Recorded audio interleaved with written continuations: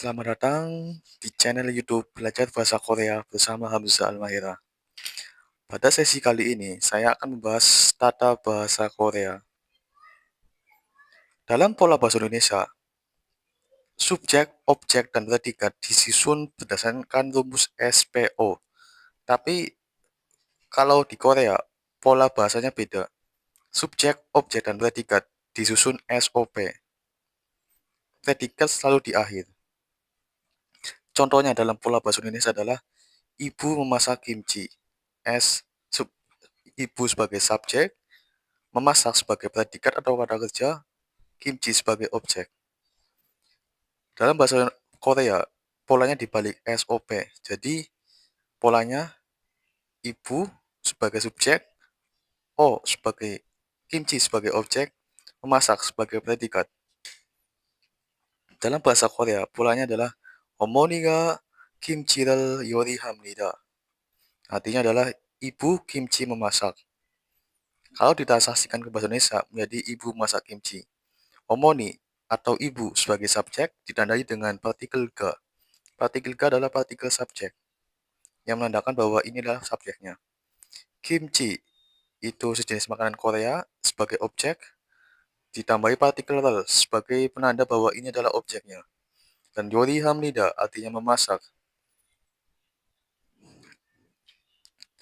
Dan sebagai predikat dia ditaruh di bagian akhir.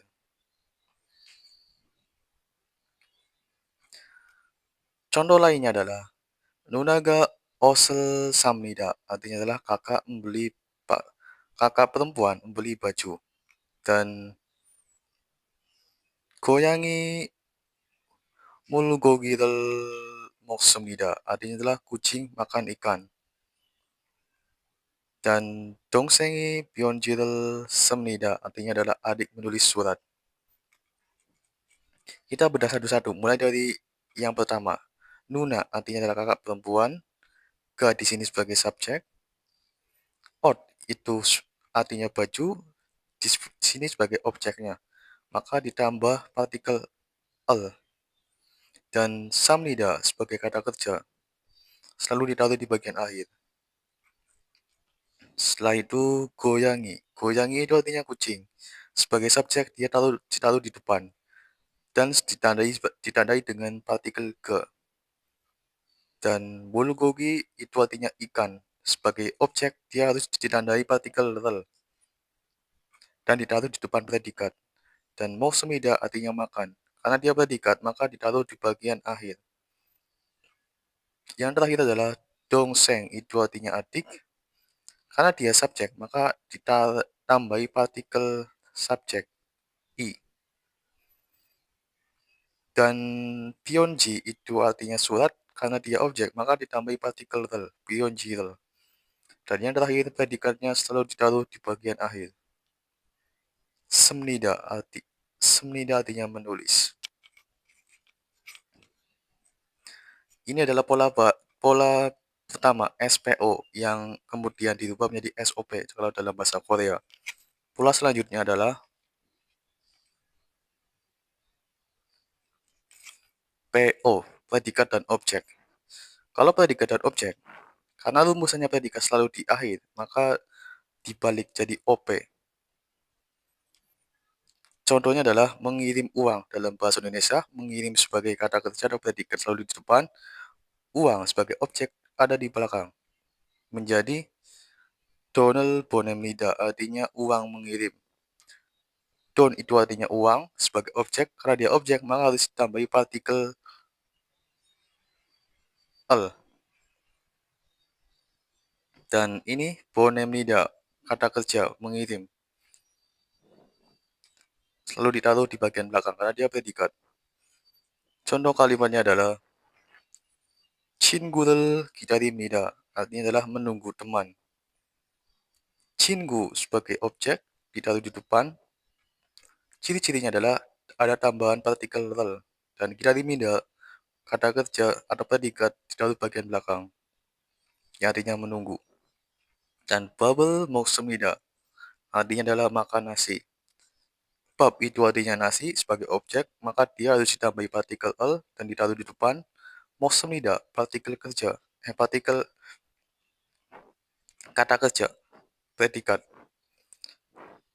Karena dia predikat, maka ditaruh di bagian belakang. Mosmida artinya makan. Dan yang terakhir adalah Capcirel Iksemnida, artinya adalah membaca majalah. Capci itu artinya majalah, karena dia objek, maka ditaruh di depan dan harus ditambahi partikel partikel objek.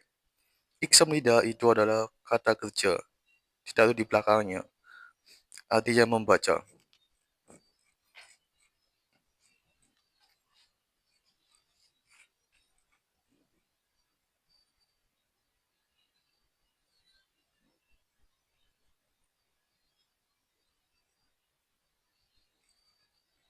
Tata bahasa selanjutnya adalah pola kalimat SPOK. Pola kalimat ini lebih kompleks daripada pola kalimat sebelumnya. Dalam bahasa Indonesia, pola kalimat adalah subjek, predikat, objek, dan keterangan. Tapi dalam bahasa Korea, ada sedikit perubahan. Subjek memang selalu di depan, tapi setelahnya adalah keterangan, setelah itu objek, dan predikat.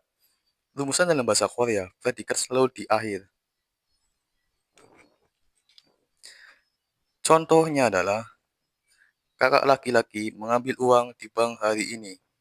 Menjadi, Hyong이 오늘 은행에서 돈을 찾습니다. Kakak laki-laki sebagai subjek, dia di depan. Kakak laki-laki dalam bahasa Korea artinya Hyong. Karena dia subjek, maka harus ditambahi partikel subjek, I atau G. Dalam hal ini ditambahi partikel I. Di sini ada dua keterangan, yaitu keterangan tempat dan keterangan waktu. Keterangan waktu biasanya ditaruh di depan keterangan tempat. Keterangan waktu di sini hari ini. Hari ini dalam bahasa Koreanya adalah oner. Di bank, enheng eso. Bahasa Koreanya bank adalah enheng. Eso artinya di. Ini adalah keterangan tempat. Objek dalam kalimat ini adalah uang. Uang dalam bahasa Korea disebut don. Karena dia objek, maka harus ditambahi partikel el. Jadi donel. Dan yang terakhir adalah kata kerja. Kata kerjanya adalah mengambil. Mengambil dalam bahasa Korea adalah cat semnida. Karena dia predikat, maka dia harus ditaruh di bagian belakang. Contoh lainnya adalah 우리는 식당에서 친구를 기다립니다. Artinya adalah kami menunggu teman di restoran. Uri artinya kami, 식당 itu restoran, eso artinya di. Jadi kalau digabung 식당 eso artinya di restoran. 친구 artinya teman, adalah partikel objek, 기다립니다 artinya adalah menunggu. Dan contoh lainnya adalah 저는 도서관에서 책을 읽습니다. Artinya adalah saya di perpustakaan membaca buku, atau bisa juga diartikan saya membaca buku di perpustakaan. Jo itu artinya saya, dan partikel topik. Partikel topik itu mirip seperti partikel subjek, nanti dibahas setelahnya. Setelah ini. Dosoguan itu artinya perpustakaan, eso itu artinya di. Ini kalau digabung dosoguan eso artinya di perpustakaan. Cek itu artinya buku, partikel objek. Iksemida artinya membaca.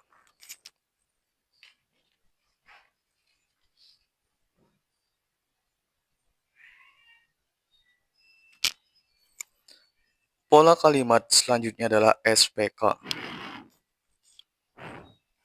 Dalam bahasa Indonesia, pola kalimat SPK, subjek, predikat, keterangan, bentuknya seperti ini. Tapi dalam bahasa Korea, ada sedikit perubahan. Meskipun subjek selalu di depan. Dalam bahasa Korea, polanya adalah subjek, keterangan, setelah itu predikat. Ciri-ciri bahasa Korea, predikat selalu di belakang. Contohnya adalah, adik laki-laki bermain di lapangan. 남동생이 운동장에서 놉니다. Adik laki-laki sebagai subjek, bahasa Koreanya adalah namdongseong. Karena dia subjek, maka harus ditambahi partikel i atau ke. Di lapangan, kata keterangan. Di lapangan, bahasa Koreanya adalah undongjangeso. Undongjang artinya lapangan, eso artinya di. Bermain sebagai kata kerja atau predikat selalu ditaruh di bagian akhir. Dalam bahasa Koreanya, bermain adalah nomnida.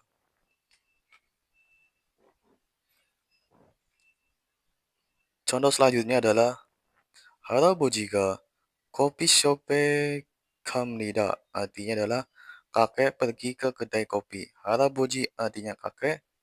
Coffee shop itu adalah kedai kopi atau kafe. 갑니다 artinya pergi. Dan 저는 백화점에서 구경합니다. Artinya adalah saya jalan-jalan di mall. Jo itu saya dan partikel topik.